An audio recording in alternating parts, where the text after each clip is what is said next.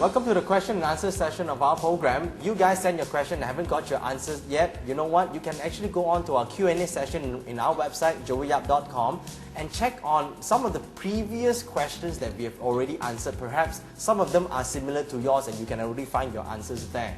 Now, question number 1 this week comes from a Belinda Tam, which is very interesting. Well, here's what she says. Do I include the garden when I superimpose the 9 grids over my house? The answer, Belinda, is no, you don't. The 9 grids of your house is superimposed only in your built-up area, meaning within your house, the compound. Right? You do not include the gardens. Wherever your house built up is, you superimpose the 9 grids over. That's all. Okay? If you, some people include the garage. If the garage, for example, is not roofed or is outside the house, then you don't include the garage. Okay, you include only your living space. That will be your 9 grid segment. Now, the second question comes from Arthur Mong from KL. And this is what he has to say. I have a sandalwood statue of a dragon with 5 claws. A friend told me that only the emperor can use a dragon with 5 claws and this statue is too powerful for me. Is this true? What should I do with this statue? Now, Arthur, listen to this very carefully. No matter whether the dragon has 5 claws, 4 claws, or no claws, it's not going to affect you either way in terms of feng shui. If you feel that you enjoy having the dragons with 5 claws in your house, go ahead and have it. It's not going to clash with you. It's neither too powerful for you or too weak. Remember, whatever decorations you have in the house affects you psychologically. It doesn't affect the chi in the house. So you can have any dragon or any tortoise or any whatever design you want as long as you feel happy with it. And there's no problems and no taboos. So don't worry. And the last question actually comes from a Cindy Yip from Johor, and this is what she has to say. Recently, a friend gave me a beautiful feng shui compass he bought from China as she knew I love feng shui so much. But she told me that I must not take out the feng shui compass at night as it is bad omen. Is this true? Now, Cindy, a feng shui compass, for example, for those who don't understand what a feng shui compass is actually a lopan. Okay, and if you have a lopan, it doesn't matter what time you open the lopan or take it off from the covers. In the old days, why is it a taboo?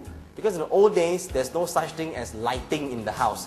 If you take it out at night and you do wrong feng shui, you're going to kill someone in the house. But today, hey, you have lights, you have lighting, you can read those characters carefully, you can open the compass any time of the day. There's absolutely no omen.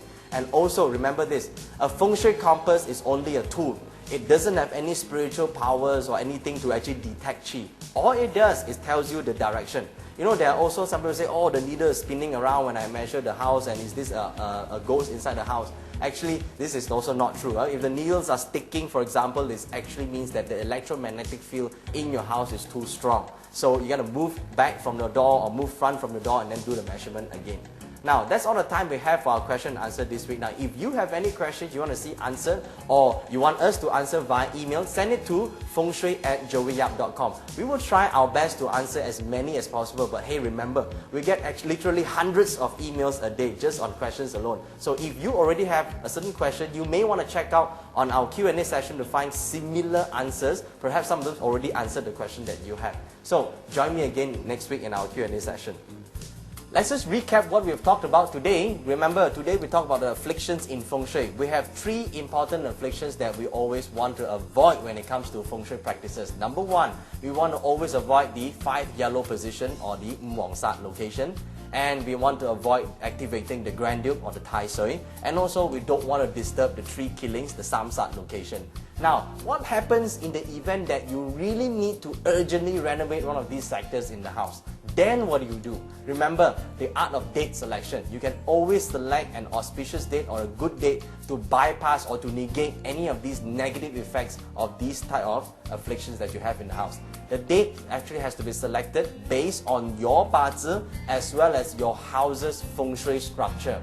So we have heaven, earth, man, 3 conditions satisfied, and then all these negative energies will subside.